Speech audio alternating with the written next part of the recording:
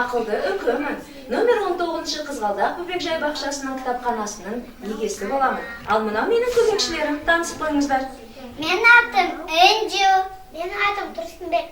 Жарайсыңдар, біз қазір осы Тұрсынбек және Інжу үшеуміз балабақшамызда кітапханасында қандай іс-әрекеттер өтіп жатқанын сіздерге айтып береміз.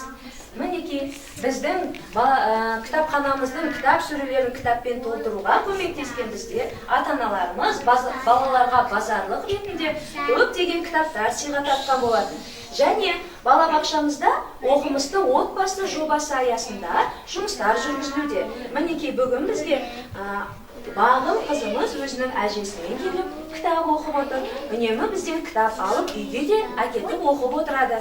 Ал енді мына жерде балалар, келіңдер көрсетеміз. Мынау қандай кітаптар, айтып бере қойыңдаршы. Балабақшаның кітаптары. Дұрыс, біздің балабақшаның балалары өздері ойластырып құрастырған ертегілер, е?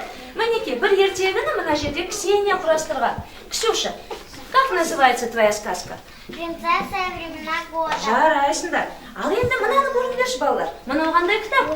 Біздің заманауи кітабымыз, е? Қандай коды бар бұл жерде? Мынау қандай код?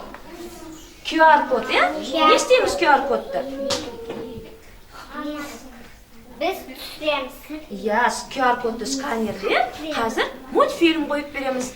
Бізде қазір кіші топтың бүлдіршіндері отыр. Сол кіші топтың балаларына әсіресе осы ертегілерді көрсеткен өте ыңғайлы. Қанекей, планшетті ұсыныңдар кішкентай бүлдіршіндерге. Бере ғой. Ал енді мына жерді қараңдар балалар. Мына сөреде қандай кітаптар орналасқан? Қандай кітаптар? Қазақ, халық. Халық ертегілері. Қандай ертегі? Мынау қандай ертегі? Кім күшті? Кім күшті екен бұл ертегіде? Құмырсқа. Өзі кішкентай жанды күшті екен, е? Ақылды болғандықтан күшті болып тұр ғой. Мына сандар нені білдіреді балалар? Басады. Иә, бір деп бассақ, бірінші бетін оқып береді, мінекей. Жарайсыңдар. Ал енді мынау қандай кітап? Бұл қандай кітап? Қаңбақ-шал. Неліктен қаңбақ-шал деп айтамыз? Жел болғанда домалап кетеді. Жел болғанда домалап кетеді. Домалап, кішкентай болса да ол кімді жеңді? Дәуді жеңді. Жарайсыңдар. Енді бері қараңдаршы балалар. Біздің ересек топ тәрбиеленушілері қандай ертегіні оқып отыр екен? Шалған ертегісін үстел үсті театр арқылы өздері сомдап отыр екен, е? Жарайсыңдар балалар. Енді бізде міне осы жерде сөрелердегі ертегілерді оқып, балалар сендер не істейсіңдер? Сахналайсыңдар ертегіне. Мына тұрған біздің қуыршақ театрына арналған көрнекіліктер. Мінекей, сахналаған балалардың фотосуреттері орналасқан. Енді мына жерде қараңдар. Мынау бұрыш біздің балабақшаның ең кішкентай бүлдіршіндеріне арналған бұрыш екен, е? Міне ілініп тұрған қандай кітаптар?